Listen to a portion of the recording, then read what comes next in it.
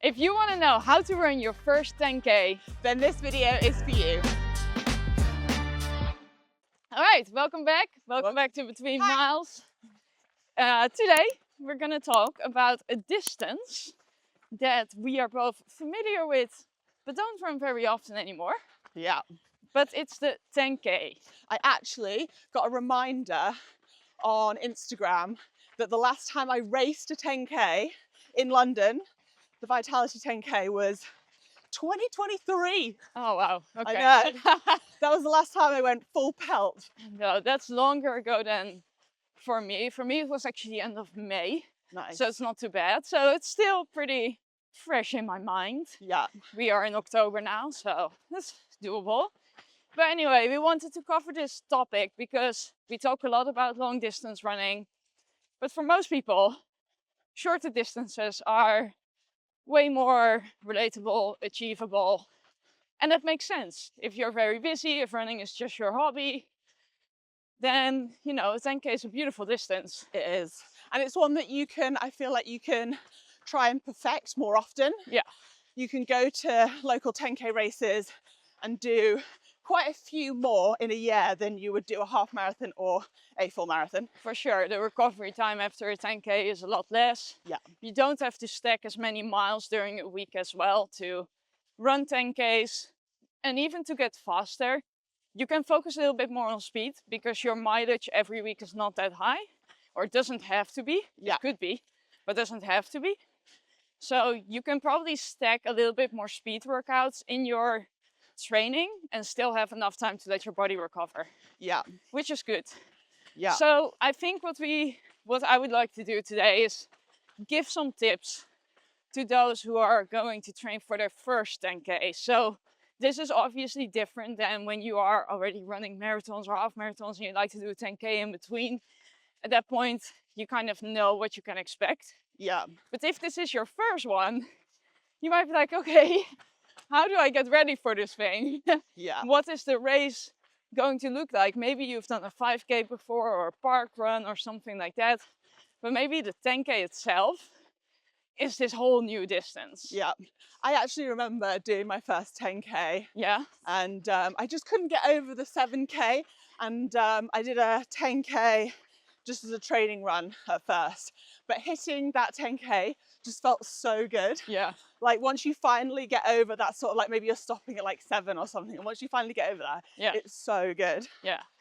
Yeah, I think for a lot of people, actually the first 10K could be a race that they just did a long time ago.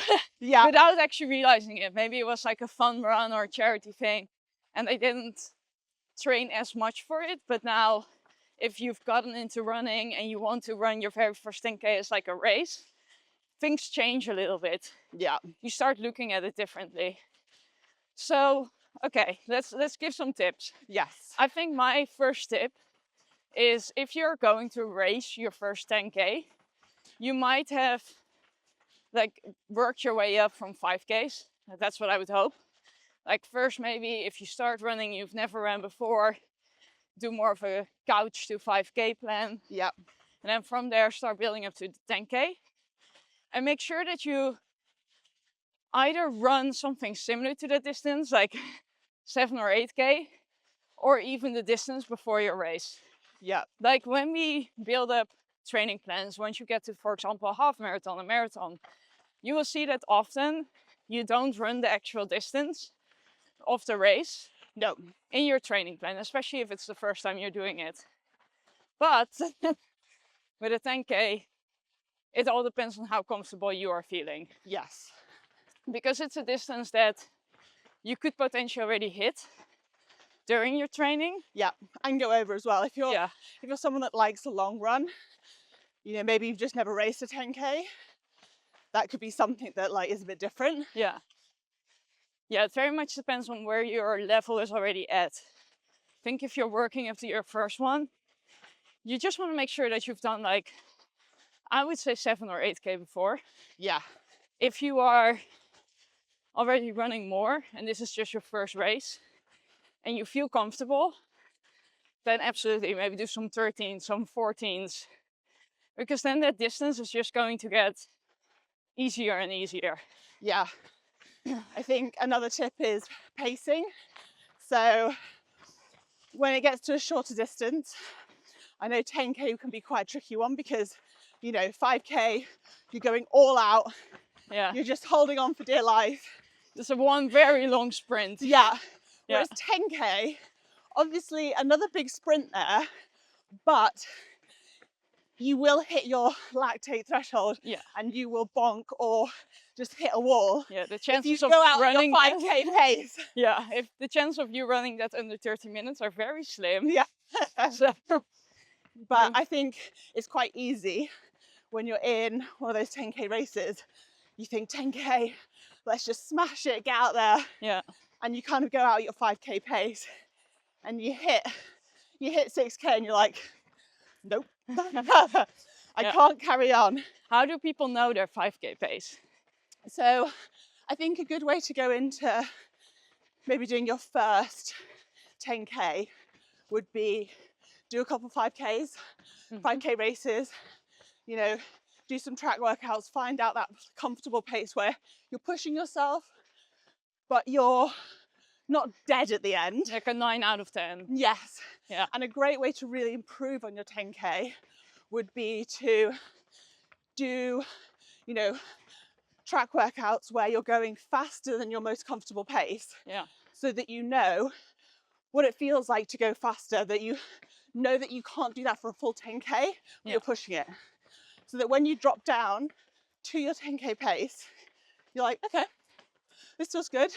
You want to be feeling good, feeling exhausted, but not like you need to stop and walk. Yeah. So it's finding that sweet balance, which I think is very hard and very, very normal for people not to know. And Yeah. I think it takes quite a few 10K races to really get it right. Yeah. You need to practice this for sure. You don't know what your 5K or 10K pace is until you've actually done it. But you can get a guess indeed. Yeah. And by doing a 5K race before, you know, okay, definitely need to be slower than that. Yeah. Because you're doing double. So, I mean, I don't think there's an exact number that we can give there. But it's all about effort. Yeah. And one way to also maybe train it is just go to the track and you take that 5K pace, but then, I don't know, maybe add like 20 to 30 seconds per kilometer, or I guess like a minute maybe per mile. Yeah.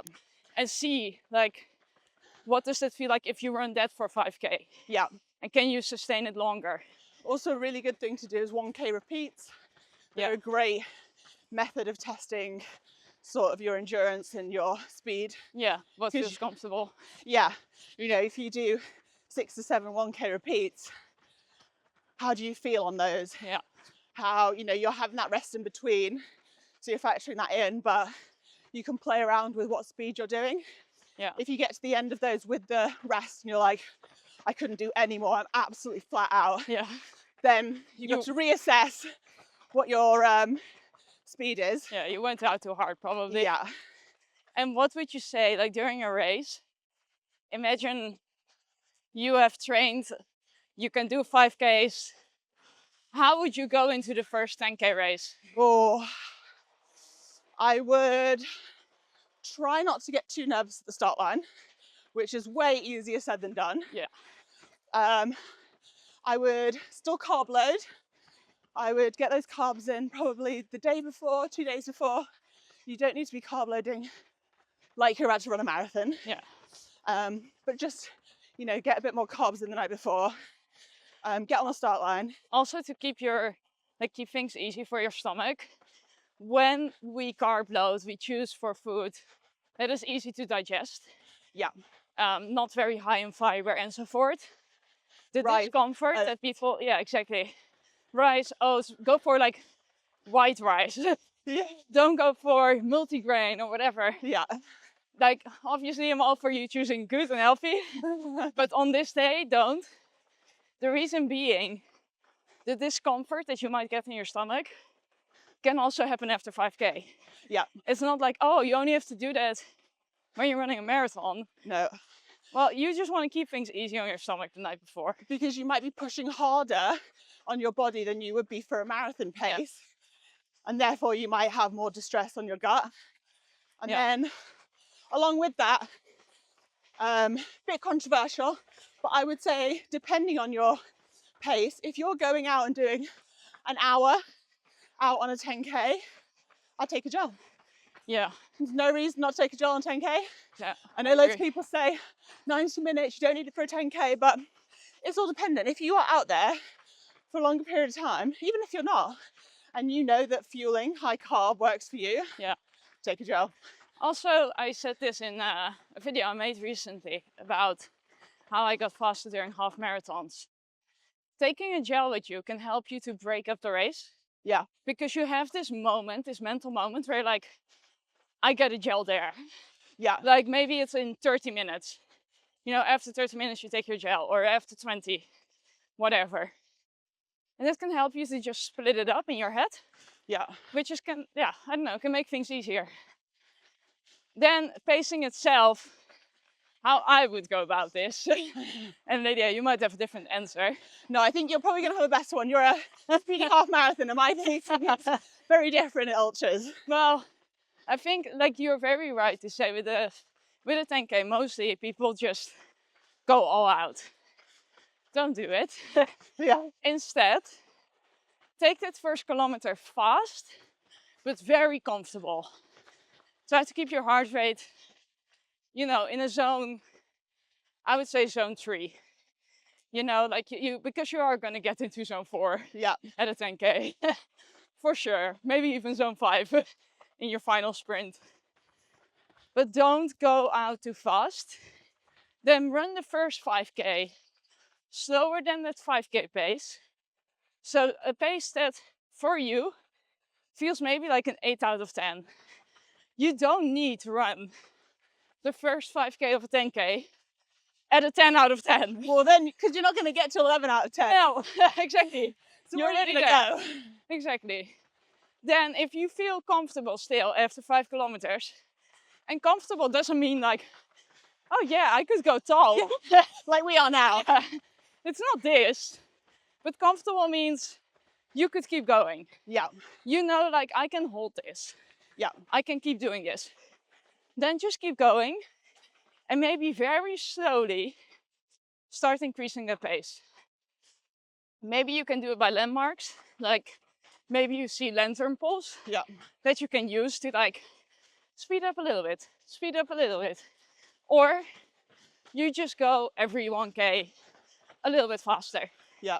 And then in that final K, that's when you start just giving it everything. Yeah. Especially in the last 500 meters when you see the finish line. Yeah. But as you build up to it, just let your body tell you how you feel. Yeah. Especially if it's your first race. I personally wouldn't want you, the watcher, to finish dead on the ground. Yeah. Because you're gonna be like, racing sucks. I'm never doing this again. But you should have fun. Yeah. You also don't want to get 1 kilometer out and feel like you literally can't move your leg. Yeah, and you have to walk. Can't give it that sprint. No. So I would go 8 out of 10 the first 5K, then 9 out of 10 the next 4, and 10 out of 10 the last 1K if you have it in you. Yeah. If not, just stick where you are. Just hold on for dear life. Yeah, and if you need to go back to an 8 out of 10, that's fine too. Yeah. You know, but then just finish. Just finish it. Get your medal, get your goodies, Yeah. and celebrate whatever you did. Yeah. And then the one other thing, fueling wise, we said you can take a gel during a 10K.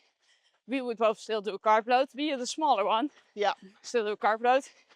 What do you do after your 10K race? Protein. Protein. Protein and still rest and recovery. Protein, Obviously. fats, carbs. Yeah. Mostly protein and lots of recovery. Yeah. You don't need the same, you know, everything's shortened the shorter it gets. Yeah. But you still need to take a couple days off those legs. And be proud. Runs. Yeah, exactly. You know, Enjoy it. bask in what you've done, what you've achieved. Yeah. Because it's still an achievement. Like, there's nobody that can say like, oh, this distance is superior to another. It doesn't work No. like that. 10Ks, especially when you start running more and more, you realize 10Ks are incredibly hard. Oh, I take So a hard. 100k over a 10k any Yeah, day. it's so much more difficult to pace yourself, to do well. There's a lot of pressure on a very short amount of time. Yeah, So don't feel like if you're running a 10K, you're like, oh, everybody's doing half marathons or marathons. Bullshit. yeah, 10Ks are extremely hard. yeah, And you should be proud that Yeah. you're running a 10K. yeah. That's why my last one was in 2023. It's time to sign up, Lydia, for another 10K, I think. No way. All right, so good luck with your first 10K. If you have any other questions, leave them in the comments. And that's it. Bye. Bye.